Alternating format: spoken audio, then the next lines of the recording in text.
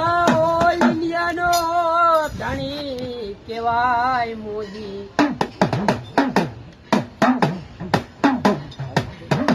મોદી કે મારા ભારત દેશમાં છે કોઈ વિદેશિયા કોઈ લાગ્યા આવી લાગ માને કોઈ ભાગ્યા આવી ભાગ માને.